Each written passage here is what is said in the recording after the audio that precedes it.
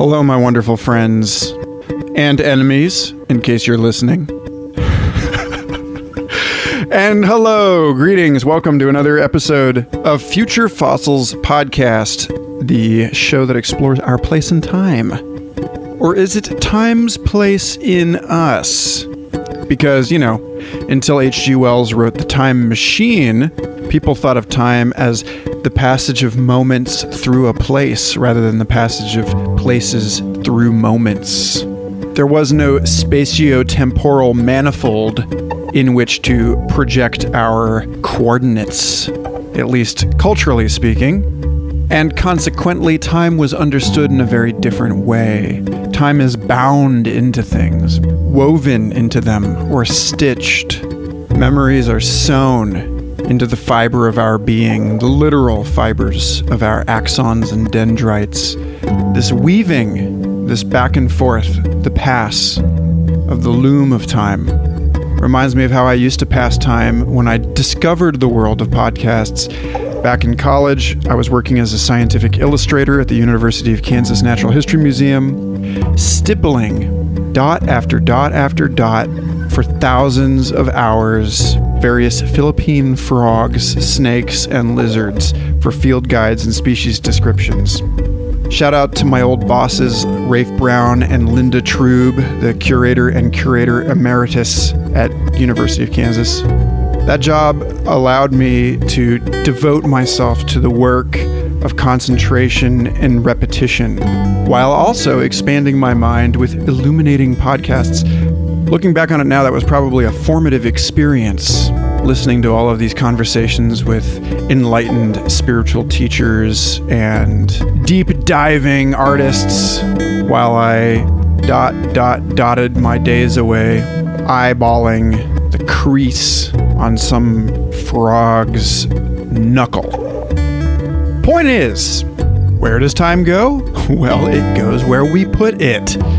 And today we're going to talk about that with Christopher Sheehan of Mountain Temple Tattoo, because his work is strangely familiar to my own. The binding of time into the body, the establishment of reiterative loops of self-reflection as the image beheld triggers a new wave of investigation. But first, a moment of gratitude. I am 70% of the way towards my goal for this year of reaching 100 subscribers on Patreon. And all of you out there who have chipped in $2 or $5 or whatever a month to help make this show and the book that I'm working on and my music and art a reality, I am super grateful to you. Your participation in this, not just your financial contribution, but your input on what this show should be to rise, to meet its potential. It's all been so extraordinarily helpful. And when I slow down from this crazy year and reflect on it for even a moment, I'm just overwhelmed at how much extraordinary and wonderful support I have and how many awesome people I know. And I hope you all meet each other and fall in love and have kids and that we all get to live in a village together forever. So, if you know anybody that you want to live in a village with forever, please tell them about this show and maybe send them over to the Patreon page and let them unfold into the glittering cavern of jeweled delights that I have for everybody over there, including the talk that I gave at the Oregon Eclipse Festival, which, if you don't know, was a global gathering co-produced by 12 large festivals worldwide. There were people there from everywhere. I think I met an Antarctican. And it was just such a super profound experience to be part of something like that, that was not arbitrary, but actually anchored in a super awesome celestial event, directing our attention to that which exists beyond the veil of our cultural nonsense. So, my talk at the Eclipse Festival was unusually inspired, and I just put up the 360 video as well as the audio for that. And that is free for everyone, by the way. So go check it out. The Evolution of Time, or How to Imagine Time as a Landscape Navigated by Our Collective Attention. which is basically the gist here, right? Also, I wanted to say I'm going to start putting out special patrons-only episodes here. One with the original co-host of this show, Evan Snyder, and then also the astrologer Adam Summer, who had some very interesting things to say about the recent conjunction of Mars and Venus on a full moon and what this cosmic tetragrammaton has to say about the nature of the human soul. Also, new chapters from the book forthcoming very shortly, as well as new music. And with that, I am done talking about this because I really want you to hear this super cool conversation with Christopher Sheehan about transformational tattooing and how this human-specific, perhaps even human-defining transcultural activity might carry us forward into a future beyond what we understand as language.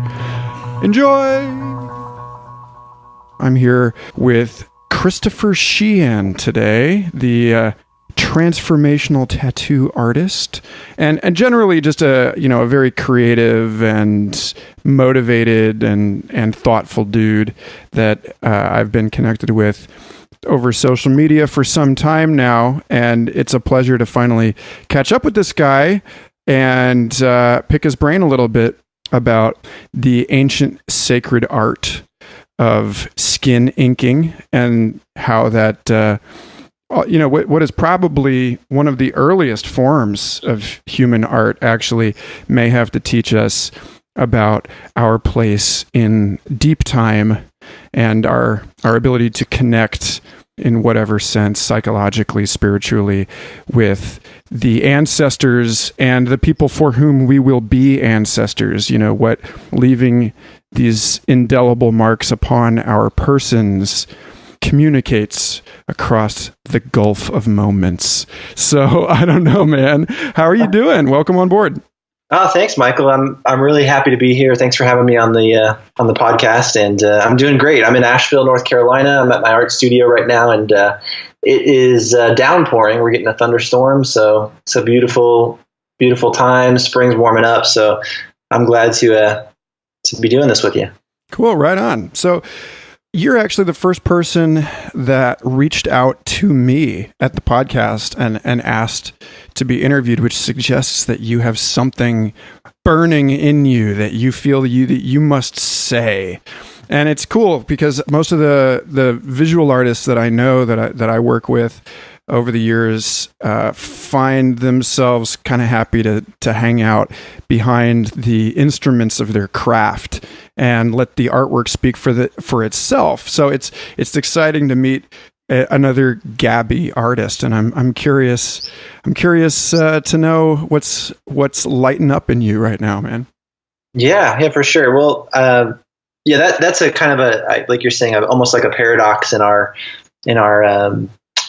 industry or our field. There's kind of that idea of letting the art speak for you through the medium itself. And I actually started out doing that in my teenage years. And then when I was growing up, I just kind of got into art school. And then through that experience, it connected me with other avenues of exploration. I'm sure the psychedelic realm, which you're familiar with, and also I don't know what you're talking about.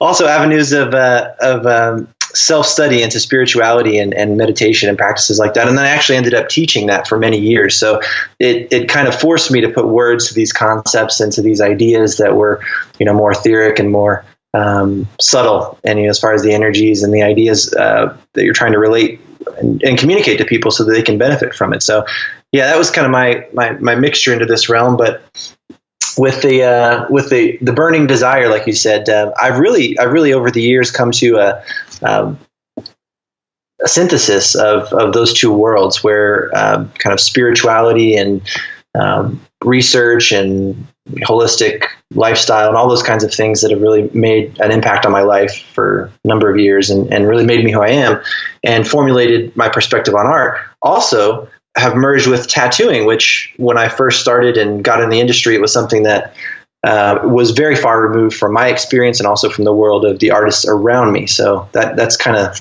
a good place to start.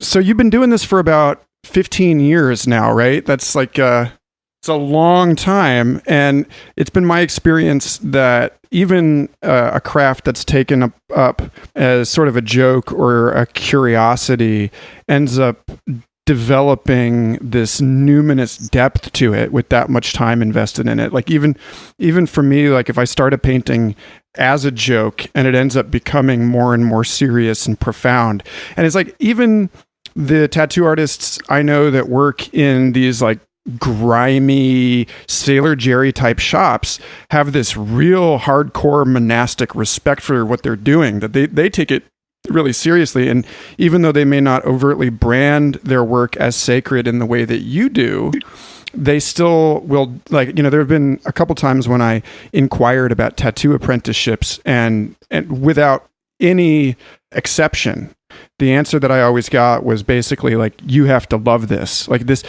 you have to regard this as the only thing that matters in your life, or like the most important thing. This is the gravest responsibility. This is a window to the divine. Like, I don't know. How do you sit with all of that? Because clearly you are putting forward that this is a very sacred process, but I mean, do you feel that you have to take it seriously, or what is your history with this, I guess is what I'm getting at. Yeah. It's an interesting journey, because before we get to the point of how I arrived at the perspective that I have with how this is, in my opinion, a transformational art form that is potentially very sacred and meaningful and almost a technology when we get into it. But how I arrived at it was really interesting, because I didn't really expect that I would ever be a tattoo artist. It was almost kind of a thing I stumbled into, which wasn't the norm 15 years ago when people started, putting tattoos on television. There was a huge explosion. I'm sure you're familiar with, just in the culture in general. And as a consequence, the number of tattoo artists and tattoo shops that are now in business and the popularity, it's just continued to grow. But when I was first starting in tattooing 15 years ago, I was learning from a lot of the guys that were, I would say, as far as the group of these people, they were the second wave or the first wave of the renaissance of tattooing in the 90s. So my mentors basically broke the mold from that old traditional vantage point where, you had the biker shops and the sailor shops and those kinds of things. And that was kind of how tattooing was regarded. And then they came from art school. They came from a background of passion for art. They wanted to push limits, push boundaries, push borders in a new direction. So I got to learn from a few of those guys actually in Dallas, Texas. And that's how I came into the business. I was getting tattooed at the time. I got my first tattoo when I was actually 17, underage in New Jersey, just in high school, which was kind of a funny story. I went with a group of 4 of my buddies, and they all got tattooed. They turned 18. I was younger than them at the time. And they walked into the studio, and this guy was really, really kind of cool and kind of a biker dude, but really cool. And he was giving them their tattoos. And then he asked me at the end of it, he said, what do you want? And I said, I didn't tell him I wasn't expecting, because I was underage. I just pointed to something on the wall and said, I'll take that. So he tattooed me, and I didn't question it. It was a small little scorpion on my shoulder for my astrological sign. And so then I went back 2 weeks later and got another one, because I knew that he wouldn't say, I can't tattoo you. He'd already tattooed me. So I got another one off the wall. And it was funny, Michael. It was this thing where I walked in and I got this one off the wall because I was so almost kind of like, I wasn't expecting to do this, but I want to because it's cool. And I want to be a part of what I'm doing with my friends. And then the second one I got was a piece of flash that I'd picked off the wall as well, but it was by H.R. Giger, the guy who did Aliens and stuff like that. So I was hugely into MC Escher and Giger back in high school. These guys were my heroes and my mentors. And so I asked him when I was getting this second tattoo, I said, can I bring something to you to get tattooed? And he said, yeah. He said, yeah, bring me anything you want. I can just do it.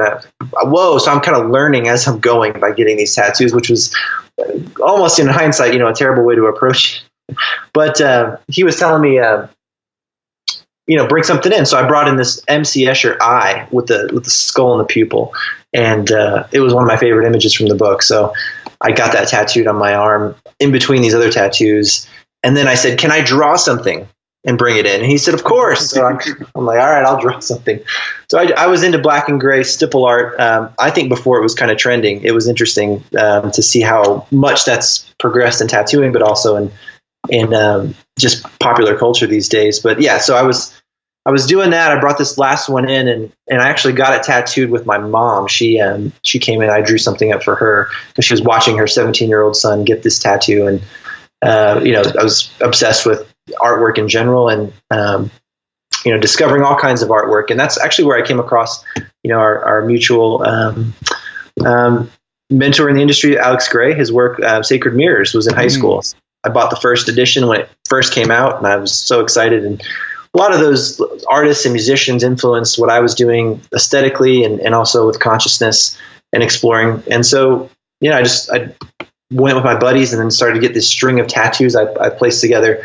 And then when I moved to Dallas, Texas, back in the year 1997, which was kind of a long time ago, but I went and got tattooed by a guy who ended up messing up this half sleeve that I wanted to have, tying it all together. I had all these piecemeal tattoos on my right arm, and he ended up messing it up. So I was like, I need to find somebody better. So I found a guy who was reworking what this other guy had started and was doing an amazing job. I was really happy with him. And he knew I was going to art school. I was actually going to the Art Institute of Dallas at the time. He offered me an apprenticeship and said, I'll teach you how to tattoo. And I was like, I don't know about that. I don't know. I want to be an illustrator and poster artist was kind of my thing that I was going to school for. And he took me under his wing and showed me how to tattoo. And it was really, really fortunate back in the day. I mean, a lot of people had to go through a lot more hoops and scrub a lot more toilets. Yeah, that's nuts. You got recruited. I've never heard of anyone going through that, where usually it's like completely the opposite, where it's like, oh, please. It's the 3 days you're waiting in the rain outside the monastery before they let you in to join Fight Club or whatever. Yeah, that was totally the whole, operating system for back then, because those guys that learned, and the generation before me, they had to scrub the biker dudes' toilets for 2 years, and like you're saying, and it was just kind of more of a rite of passage initiation. We want to know that you're serious. We want to know that you're not messing around with us. And a lot of them, I don't think people charged a whole lot for apprenticeships. I think it was more like if I found somebody that was devoted and would invest in the craft and take you seriously. But I didn't have to go through that, and some of the people that I knew in that day and age, they didn't have to do the same thing. And I think that's lessened with each generation. So, yeah, I find it really, really fortunate. I don't know. They always seem to find. I seem to find the ones that want me to, really put the work in. It's like as if they can smell the dilettante. It's just. But the thing that fascinates me just hearing this part of your story so far is, it started with a transgression, with a boundary crossing, where you went in and got them before you were actually of age. And that, that's a very ubiquitous trope in trickster stuff. But then also, from the very beginning, in your case, you get the Scorpio and you get the H.R. Giger stuff. That's like very chthonic, profound, what in astrology you'd call like the eighth house material, the death and rebirth and all of that. But just in general, you're already, as you said in your, let me see if I can pull this up. Transformational tattooing is the intentional use of imagery to communicate with and program the subconscious mind. But here at 17, it sounds like this is like before you figured that out, but you're already sort of unconsciously or not completely intentionally like reaching into specific areas and influencing. There's this feedback system that tattoos create in terms of the thoughts and identities they reinforce, and like right out of the gates, I think it's true of most people. Actually, it's not unique to your story that these tattoos are chosen for reasons that a person doesn't yet understand. And like the meaning exfoliates and unfolds and deepens over the years, right? Like, so how do you now reflect on some of those decisions and the ways that they've sort of like tricked you into discovery over that intervening 15 years since then? Well, it's a great question. And it is something that I have reflected on over the past, 15 years since I started tattooing, and even before then, because I was getting those tattoos before I started tattoos. So it really is an interesting thing, because with the whole culture of visionary art, which is kind of it's a new label, I think, but I think that there's these elements that you find along the journey where you're seeing guideposts, little beacons that are kind of leading you in a certain direction. And like I said, I never thought I would actually end up being a tattoo artist. I wanted to be a poster artist. That was when I left high school and I went to the Art Institute of Dallas. I'm like, I'm going to be a poster artist, because that's what was hanging in my room in high school. That's who my mentors were as far as what I wanted to do. I thought if I could just create artwork in these epic scales for like 6 months at a piece, or 12 months at a piece, and then sell them and make a living, I would be happy. And when this came into my life with like getting this tattoo almost off the cuff and then getting these other ones done, I knew that there was something that was trying to reveal itself, like you're saying, through the unconscious, the subconscious. And I've always trusted that, even in my newer works where I've done these stipple illustrations that are just ungodly amounts of time and, just huge endeavors. And I did a lot of them when I was in art school. They always reveal something in the context of looking back and seeing what has come through. It's almost like, okay, what's in there? I know a lot of artists experience that, and they find themselves being informed years and years after they create something about what's really going on, or what that really had to say, or even just kind of seeing the wisdom that's inherently there when you channel, you tap in, and you connect in that way that allows the stuff to come through. It's quite exciting. Yeah, that's reflected in the way that people talk about your work. You hold a particular space. And I guess that this is, I'm sure, true for tattoo artists of all kinds, because, it is your chair, it's your little spot, it's kind of in between like a massage table and a painter's studio. And in a way it's connected, I think, also to like the desktop that, like the way that Werner Vinge in some of his near-term science fiction, like Rainbow's End, he talks about, we end up, rather than just giving each other phone calls, we sort of project these avatars into each other's virtual environments and sort of experience the whole room that a person wants to present to us in order to mediate the experience of encountering them.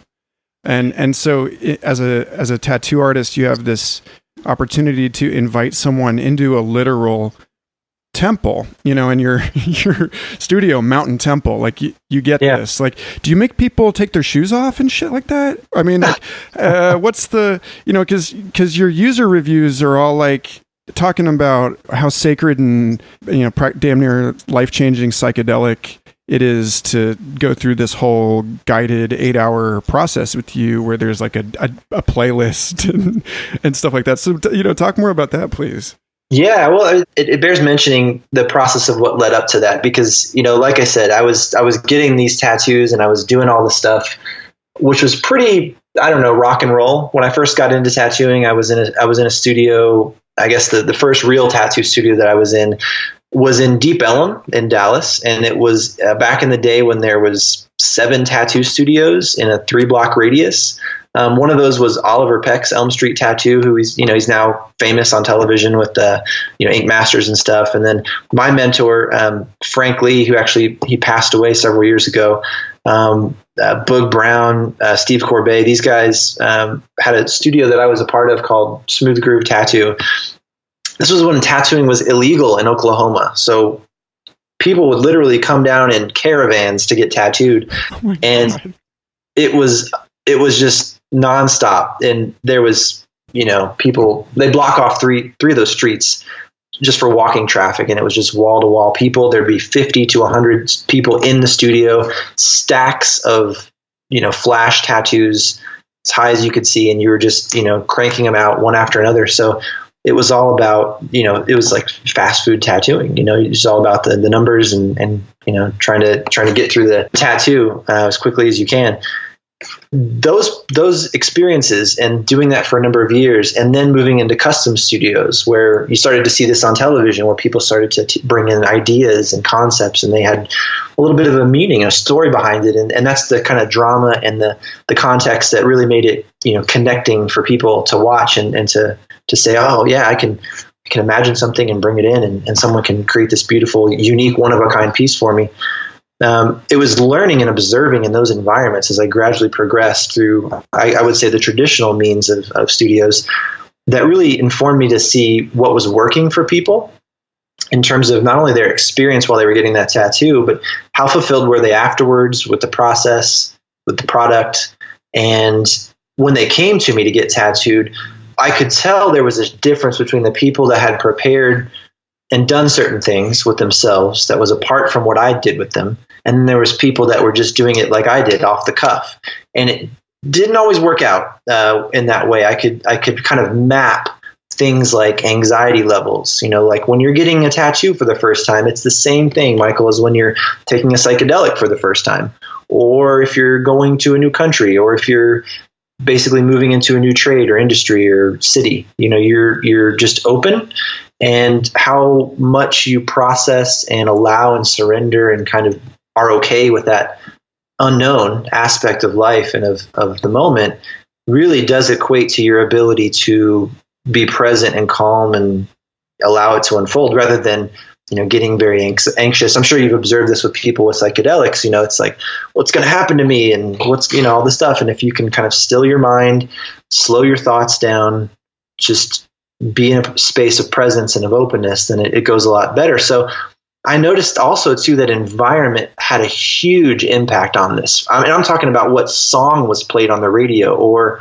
the kind of lighting, the kind of atmosphere. If there was a bunch of people having crazy conversations next door, because in a lot of tattoo studios, there's a lot of stations right next to each other, and you can hear everything going on, and that kind of chaos is fun on some levels.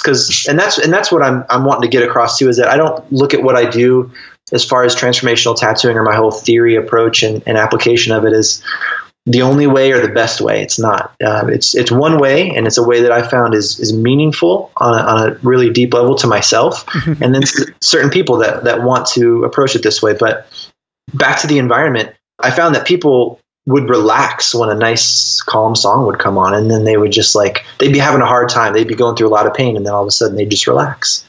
Or if it was more still and calm in the environment, people could get tattooed for longer.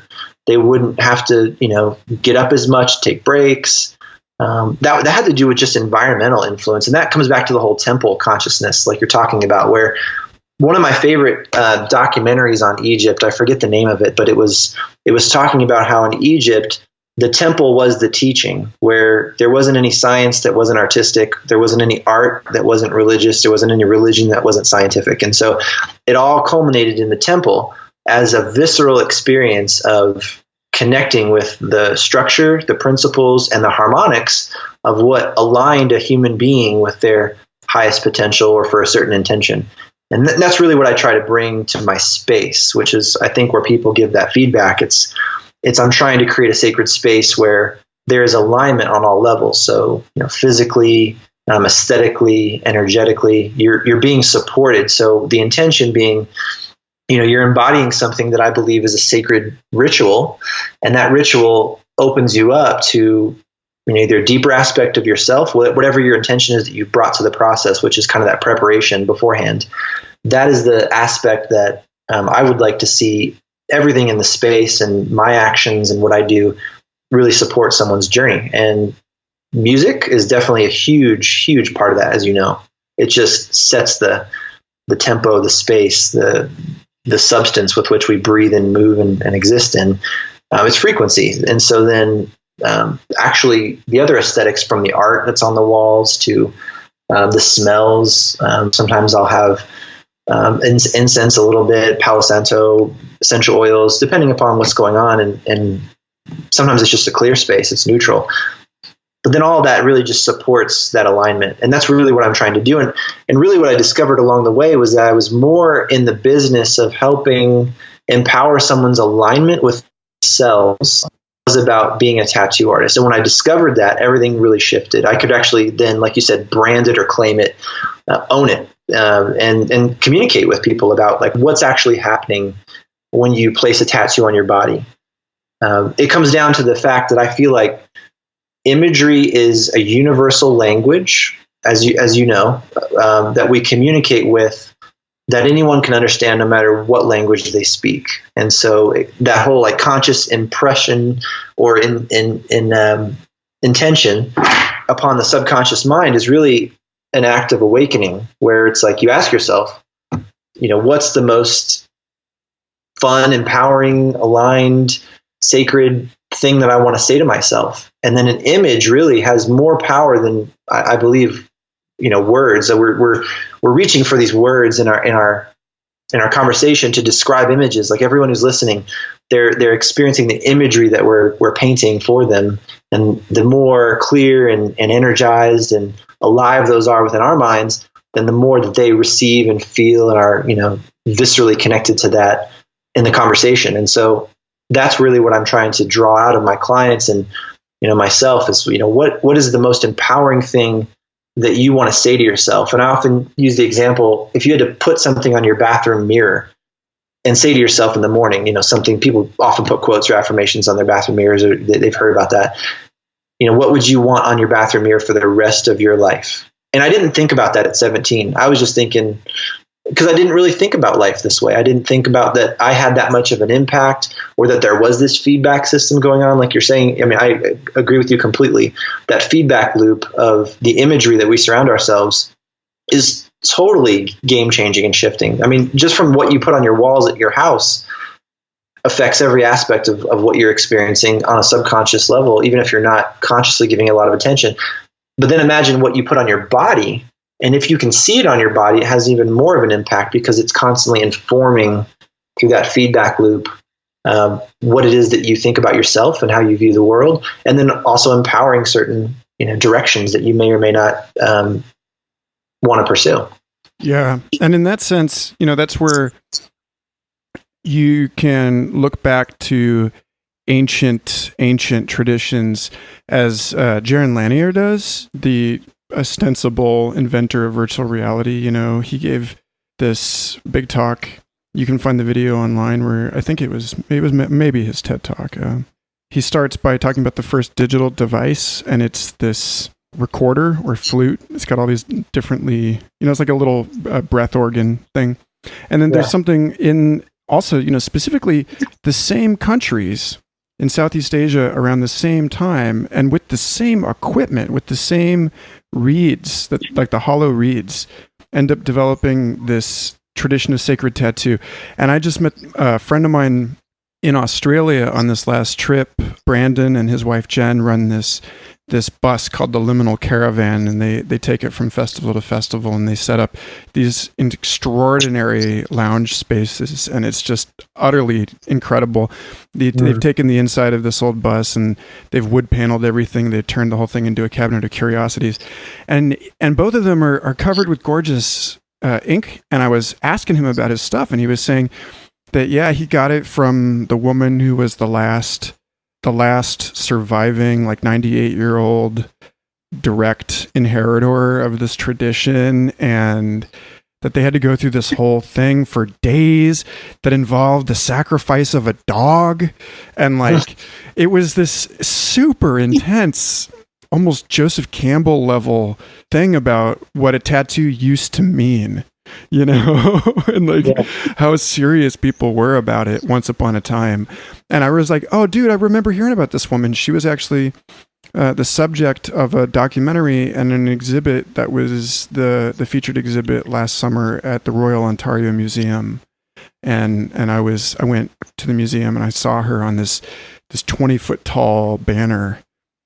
So it just captured my imagination that, the thought that the activity itself transforms as the time horizon with which we consider the activity expands, and that the recognition that tattoo is the creation of some sort of self-programming loop in your perception and your embodied experience is part of this deeper understanding of systems and how like we can approach life as programmers, sort of.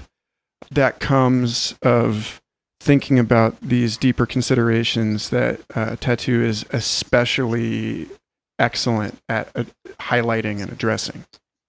Yeah, most definitely. I saw that documentary. Maybe it was a clip of that woman. She's amazing, and it was so inspiring to see that she was still doing it. And like you said, to nod to that ritual of connection that she had to her lineage, but then also to the fact that there were people still willing to travel and go, experience and receive tattoos in that way.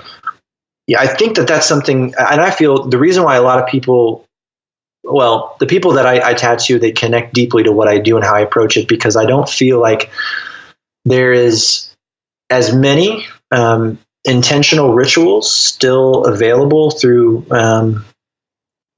these means. Like, for instance, when I was getting tattooed, I had no idea it was a tattoo. It was almost an unconscious process. And intentionally approaching something with awareness is very different than kind of stumbling into it. And you can have very similar experiences, but it kind of brings it to a new level of empowerment. And I was actually reading a book. This is something when I moved to this area, there was an author here I was very fascinated by, because I've always been interested. This is also kind of dovetails back into the whole high school years for me. When I was exploring those mountainous regions of New Jersey, I was on trails with my dogs behind our house, and I was out in the woods all the time. And I found a megalithic structure on this mountain at the end of this trail. And I didn't know what it was. I couldn't call it that at the time. But it was a huge standing stone the size of a good room, perched on top of 3 small stones. And I've come to find out that the name of the space is actually called Tripod Rock, and it's on Pyramid Mountain. If you Google it, you'll find it in New Jersey. And it's in alignment with the solstices and the equinoxes. And it's kind of a sacred site that's a little bit under the radar in northern New Jersey. And I would go pre-Clovis. Do you know? Because there's this whole thing about the younger Dryas. And sorry to interrupt, but I just it's like this, just to get some perspective on the temporality of our conversation here. We're talking about like there being this punctuation mark around the world about 13,000 years ago that right now is contested as to whether or not that's the result of a comet hitting the North American glacier. But it's like an abrupt end and then subsequent rebooting of the Ice Age. And like all this North American megafauna dies out, and it seems like there were people living in North America that died out around this time too, and that when what we call now Native Americans came to the continent, they found like the remains of all of this stuff that they had made. I'm just curious if because like I know that Serpent Mound is one of those things that like European archaeologists mostly say that's like 1,000 years old, but the natives that were living here when we got here, we being Europeans, they said that it was old by the time they found it. They don't know who built it. And it's like, well, we should listen to them, obviously. Yeah. That's a whole other, I love talking about this stuff. And sorry, you just said megalith and it was like, boing. Yeah. Well, that's what I realized. It was like getting the tattoo at 17 turned me onto this path of what became transformational tattooing. I would go underneath this megalith, which was kind of scary. It was this huge rock perched upon these 3 tiny stones, and you could crawl underneath it, and I laid underneath it for hours. And I felt like that informed a lot of who I am and what I became and what I became interested in. And I then later on began to study the ancient America, story. And I've moved around a lot, and I used to live in Wisconsin before I lived here. And in the town in the county we lived in, it was the second highest concentration of mounds in that area. And there's a place there called Man Mound, which is a great horned figure Serpent Mound I've been to several times. Cahokia over by St. Louis is a pyramid structure that the base of it is larger than the Great Pyramid at Giza. Here in North Carolina, there's this petroglyph-looking rock structure called Judaculla Rock. And then all the natives of this area, from what I not only read in this book, from what I hear, say that it's also something that predates their existence as well. And they speak of things like a taller race. Ross Hamilton is a great researcher for Serpent Mound, if anyone's interested in looking up his work. Cool. I think he's been on a lot of programs, but he's done like 30 years worth of research into Serpent Mound. And then, so basically the connection between that and the Northeast is that what this pre-race maybe did with the mounds in the Mississippi River Valley was also done with stone in the Northeast, because it was the predominant building block of that area, that bioregion. They didn't have as much earth to build with, so they used stones. There's a great documentary on YouTube, if you can find it. You can look up Megalithomania. There's a guy named Hugh Newman who does a conference. And basically, he puts together a documentary or a conference in, I think it was Connecticut, that talked about there's more megalithic structures in the Northeast than almost anywhere else, but people haven't really recognized them as such. Like a lot of the walls and the structures that are like what I'm talking about, stacked stones or piles of stones, all have amazing mystery behind them. There's a place called America's Stonehenge in New Hampshire that if you have never been to, you got to go see. There's an actual underground chamber that you can crawl into and lay down like a sarcophagus. Wow. And right above this thing, on the top of the earth above it, because it's an underground chamber, is a huge slab that looks like a ceremonial slab surrounded by dolmens on the outer perimeter of this structure. That's all aligned with the equinoxes and the solstices and just amazing things. And if you've ever meditated or spent time in the earth, it's grounding. There's even that kind of trending term, grounding, and it brings you right back into presence and into a feeling of your heart. So I find it amazing that's what I stumbled upon, and that's kind of how it opened up a lot of doors, both of those things, tattooing and then kind of this ancient megalithic storyline in ancient America aspect. So now do you care more about the equinoxes?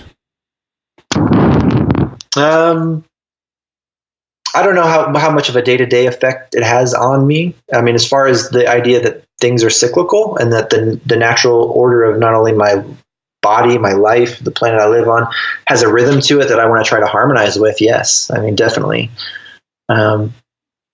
But I think being aware of these things helps to harmonize, which is all about alignment, which is all about what bringing it back to the transformational tattooing. That's what I ask people. Now, when I tattoo them, I ask them, what is your intention for this tattoo? Simply put, I say, well, and if they don't know, or if it's not clear, if they haven't come up with something that really resonates deeply, because I want to help them create a mark on their body that is a living reflection of a form of expression that connects them and helps empower them. And so that really is the question I ask. And if they don't know what it is, I just ask, what's the most empowering thing that you would want to say to yourself, And that's how I look at tattoos. They're images, they're forms of communication, and they're informing us on many different levels. Mm. And they can be a technology for this. And that's where I believe, like you're saying, these roots, these indigenous roots, you earned your tattoo. It wasn't just willy-nilly, you just went out and got a tattoo. I think you had to earn it. And I also think it was deeply significant and meaningful. And as such, that's the kind of thought. Because when I ask people this question, the people that want to just get a tattoo for other reasons, which are all valid, are fine. They don't want to put in the work. They don't want to put in the effort to go, what do I really want to imprint upon my life? What identity, what connection to something within me do I want to see empowered and enhanced? And the tattoo becomes this living reflection of that enhancement, that empowerment, that connection, alignment. And then they love it. And the people that don't expect that, like in my former studio, I would ask people this question, and they didn't always know they were coming to me because I hadn't branded it as this. I still had a lot of visionary kind of art and stuff, and people would come in and think it was cool. I'd ask them these deeper questions, and they'd say, thank you for asking me this, because I never would have thought of this on my own. And the tattoo is 100 times more meaningful now to me because I did this work. Mm-hmm. There's also something to be said, I think, for just, I don't know, like there's something about the ritual that creates this container within which someone trusts you as a lineage or standard holder enough to, like at conventions, you know, like if you're standing in line for a famous tattoo artist and they just get to pick what's on you, you know. Mm-hmm. And I think that as much as I value the intentionality of it, I think it's also really cool to witness surrender in this process. And in your case, I would think that, you know, after 15 years, you're probably entirely capable of just being like, well, I'm going to read you out, and then I got this. Like I'm going to give you the ink that you need, you know. That is total trust. And when you have that kind of relationship, that's profound. Well, I think it's both, because there's actually a great documentary that one of our industry leaders is putting together. His name is Jeff Gogway. He tattoos out of Grants Pass, Oregon. Oh, yeah. I follow him on Instagram. He's great.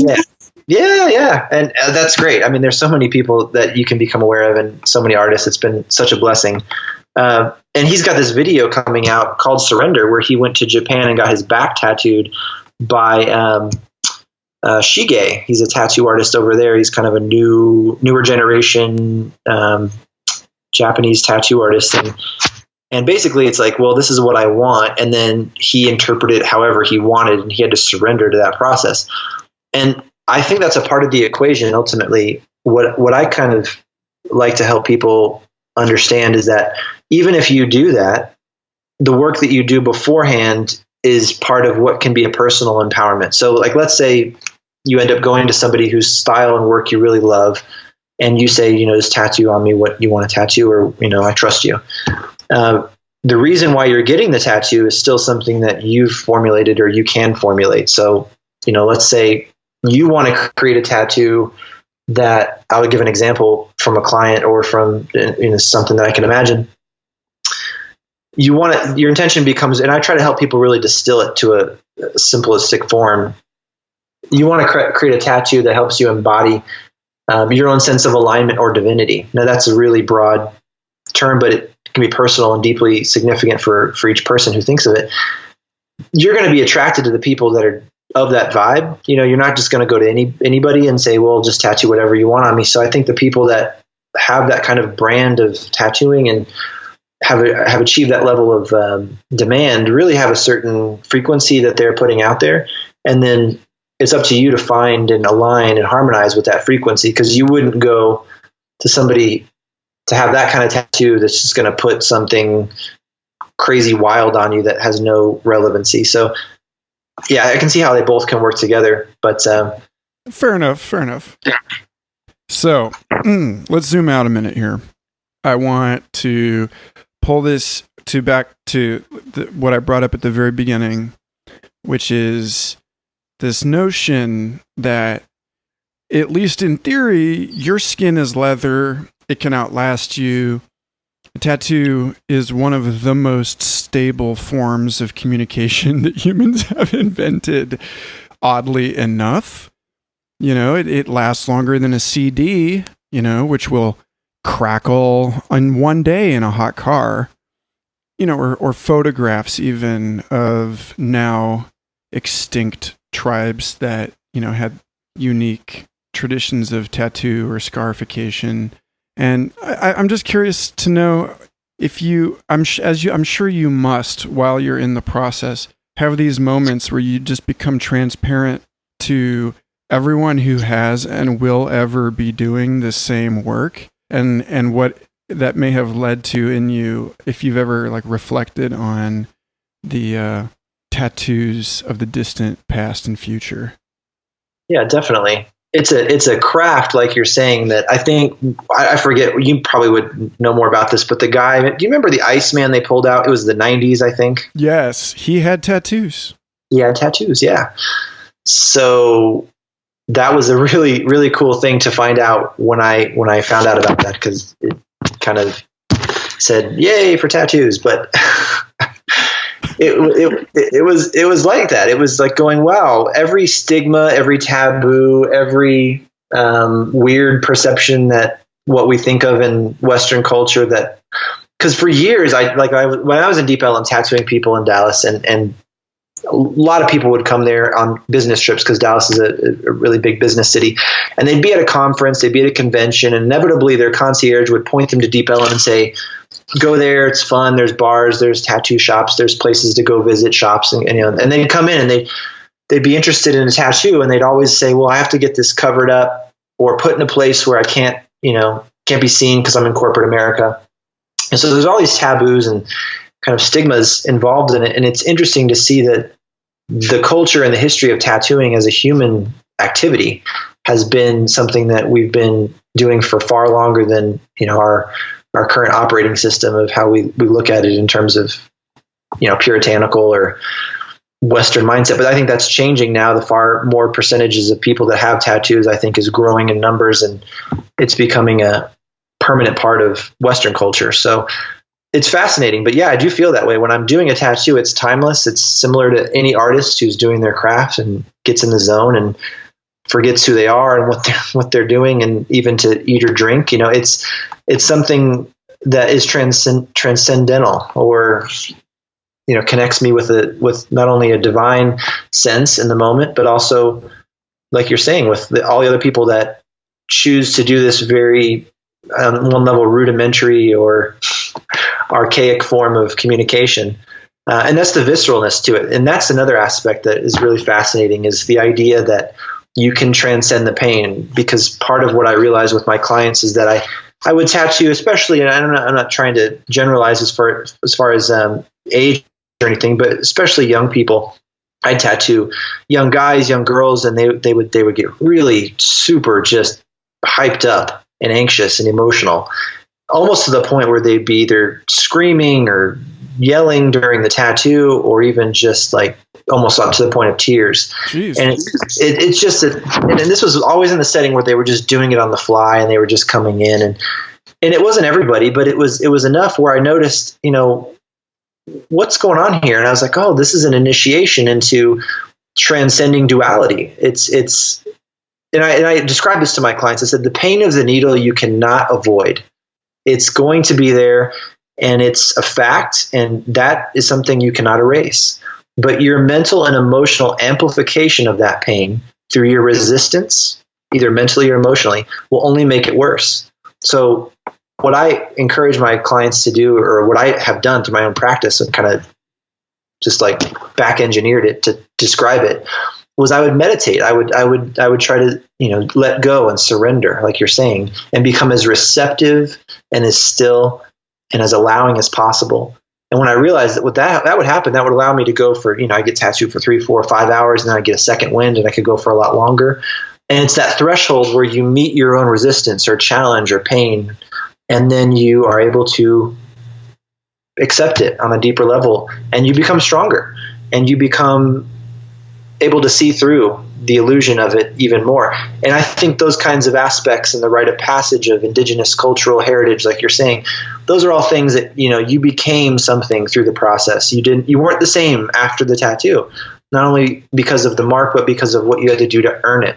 And that's not something everyone's prepared for, because, so much of our cultural perspective or convenience and comfortable cultural perspective is all about preserving comfort and convenience. And so to do something that is physically taxing, emotionally, mentally demanding on a level of moment to momentary transcendence, it's new for a lot of people. And unless you're kind of given that kind of coaching, you would just be like in that state of anxiety. So, and I watched people that were a little older, or maybe people that had some life experience, they'd sit down and they were fine. They almost felt, totally different spectrums of the experience, but it was fascinating. And so I began to just pay attention to that. And so as I talked to people, I could let them know, well, here's some things that's going to come up, and this is kind of what's going to happen. And when they realized that was the case, then they could approach it more from, almost like a warrior's perspective. They were ready for what they were facing rather than kind of being caught off guard by it. Well, furthermore, I bet that, as is the case, people are known to synchronize their biometrics, heart and brainwave activity. If they get in, you can get into a lockstep with one another. And I bet that if you are treating your tattoo practice as an opportunity for meditation, then you're improving the odds that someone is going to be able to hop onto that psychoelectric bandwidth, and that the two of you may actually reinforce some sort of ordinarily inaccessible, high bandwidth, supracognitive activity. Yeah, that's it. And that's why I really try to create the atmosphere around us to support that as well. And I think you said it really, really great. It's that surrender, it's that receptivity, it's that allowance, that surrendered state. For myself as an artist, I mean, you're going to go up and play some music, or you're going to go, live paint. It's best to just let go and let it come through you, instead of trying to force it or, get too overthinking of it. And so that's what I'm trying to do, is to create a space where I can align, I can attune, I can relax. And I really, that was really cool to say that. I haven't thought about it, but that loop of the connection between myself and my clients, where that then reinforces and amplifies and just, helps to perpetuate that state. It's awesome. Yeah. Well, I was just talking last night with Rakrazam and Niles Heckman, who have this Shamans of the Global Village project. It's a film they're working on together. And they're both awesome dudes. I've known them for years. They're out there in the psychonautic journalist category individually, and they're even more hilarious and awesome together. And they were talking about all of this research that's going on in the last few years. It's talking about the rigorous empirical correlates for all of this stuff. So, we now know that we have this link between gamma brainwave activity and this sense of continuity, or like living presence of ancestors, which I found really interesting, which is also associated with flow states in general. It's like, as we empty out that all of the other dead and unborn seem, at least phenomenologically, to filter back in.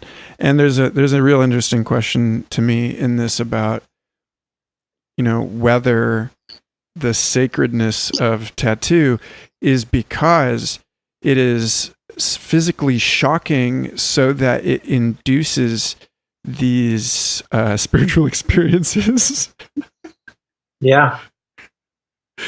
Well, it's like the suspension. There was a movie, I forget what it was. It was an old Western where a guy was initiated into a Native American ceremony, and he was hung by his pecs by eagle talons. And I had the good fortune when I was younger in my career to be a guest artist in Santa Fe, New Mexico, at a shop there called Aware. And there was two amazing women who ran this studio, and they were some really respected and classically trained piercers in that industry. And I remember seeing on the walls of the studio some of the Southeast Asian ceremonial, suspension, piercing, ritualistic ceremonies where, that was part of what you're describing is people were doing this stuff in order to get out of body and to connect with the divine and to induce this. And might be more painful, but that was what their intention was.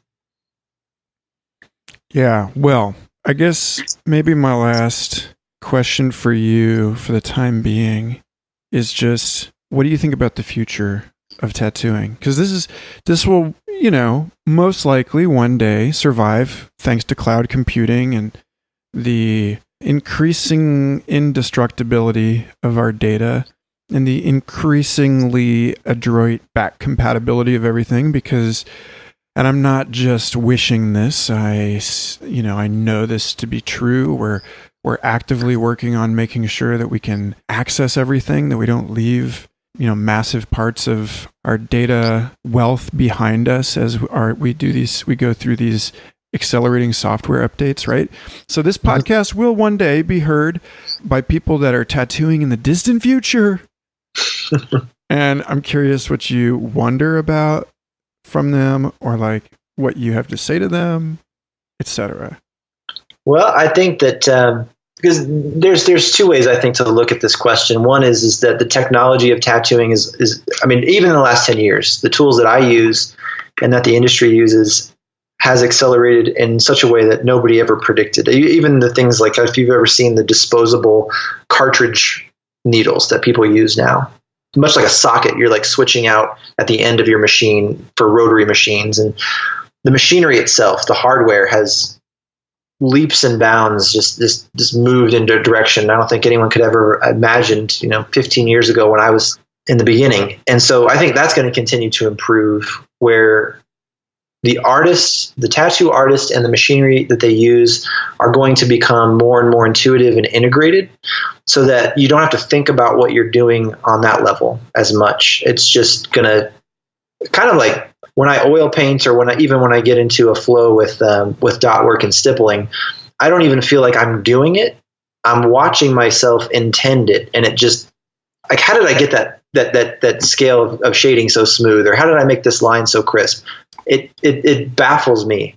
I think it's that connection of the hardware we're using, which even our bodies are a part of it, and then the tool of what's extending from that. So I think the machinery is going to become more and more advanced to the point where it's almost like this intuitive, very subtle, very unobtrusive apparatus that does exactly what you want it to do. And that may look completely different than the traditional type of machinery. It may go to even things like lasers, or, who knows? I mean, I think of Star Trek and all kinds of things like that, where it doesn't matter what you're using to apply the tattoo, that can evolve. I think the idea that a person is doing it is going to be similar to how, if you go into a hardware store now, LED lights are all the rage, or things that are more futuristic and energy consumptive saving. But then there's also this little section where they have the incandescent bulbs that look all vintage. Have you seen these things? Oh yeah, I like them. Yeah. They have that warm glow that everyone still loves, that feels more comfortable, I think. And then they have the look of the filament that still is, from an artistic and aesthetic perspective, it's amazing. But they're like, there's this push to like get all the old incandescents out, but then you've got this little niche novelty aspect that's still going to be there because, there's a demand for it and people still want that. So I feel like even if computers or a machine, like in Starship Troopers, tattoos you just stick your arm in, even if something like that is perfected, I think there's always going to be a really niche area where people are doing that by hand, and maybe even the hand poke method, where they're still doing it in a more simple manner, because it's part of our wiring. I think that we go through these cycles where it's just like, oh, look how cool this is and amazing it is, but then I'm shaving with a straight razor because it has a sense of personal meaning or significance or novelty that you can't get in any other way. So I feel like that's probably going to be the case. I think all the information people are sharing, 15 years ago, it was hard to get answers out of people or information as far as tattooing. So I think the connections of how information is shared and what people know coming out of the starting point of learning to tattoo is just going to be phenomenal. Like you're saying, the preservation of all this information is going to be at everyone's fingertips. So you're going to see better and better artwork, I think, in the future. You're going to see more and more artists. And I think you're going to see things that are pushing the bounds of what's possible with a tattoo. And hopefully also with how long it lasts and how good it looks long term as well. I think all those things are going to continue to improve. What about Terence McKenna's notion that the future human beings would be like octopus, that they would have just this totally fluid, color-changing skin head to toe, that we would communicate entirely everything that we needed to say visually, that it would be a much richer message than we do communicate verbally, that, that eventually tattoo just sort of merges with speech. Yeah, like the idea that language is something that's beheld rather than spoken. Yeah. The old alchemical yarn.